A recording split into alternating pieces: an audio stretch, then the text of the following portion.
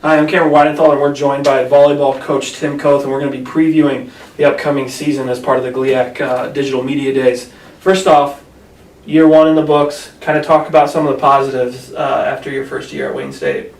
Well, we worked really hard on a lot of different things, developing a new culture, getting some experience for some new players who are being incorporated into what we're trying to do, and competing in the GLIAC North for Wayne State is something a little bit different. So a lot of positive things, very competitive at points and times. I think looking back on the season, had we been able to pull out one or two of those super tight, close matches, kind of changed your could have impacted the outcome of the season in terms of the overall record on the year. But it was an overall pretty good season to get started with.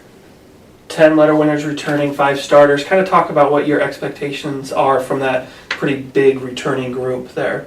Well, I mean, the biggest one is that a lot of them had never experienced life as an NCAA Division II athlete, and traveling and the level of competition. So they should all have that experience now. The good thing is they're all still pretty young for the most part, even the returners, but they should be experienced players at competing at a very, very high level. So they know not only how to do that, but also what we expect out of them. So we're expecting them to take some big jumps this year. Yeah, just one senior on that roster. Moving on, we'll kind of talk about a little bit about that.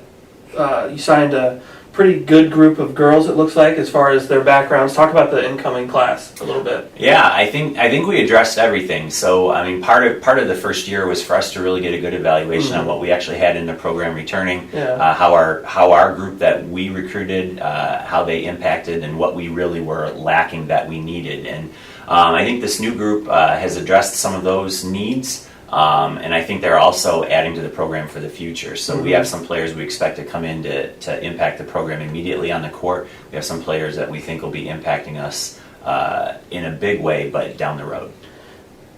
You came to Wayne State after 10 years at Northwood, and you coached Quincy and a few stops before that. Talk about, if any, has your coaching style, strategy changed from team to team, from year to year? Well, I think that happens no matter what, no matter where you're at or what you do. I think that you have to build your strength. I know that one of the things I've never done is that I have a specific system and a specific style that we have to play. That can lead to problems, and that we recruit into that. I think what we try to do is we recruit to what we feel we need in terms of positions, and then I think we adapt our offense and defense and those types of things based on that. One of the biggest things is that kids have changed in the last 20 years, so we had to learn how to adapt a little bit in terms of the way you communicate with kids. 20 years ago, yelling and screaming at somebody was fine. Now it's like a lot of communication happens through social media and that type of thing. So things are a little different, but I think I've adapted a little bit, and hopefully that'll show as we get going here. Yeah. One of the tougher schedules that I've ever seen to open a season.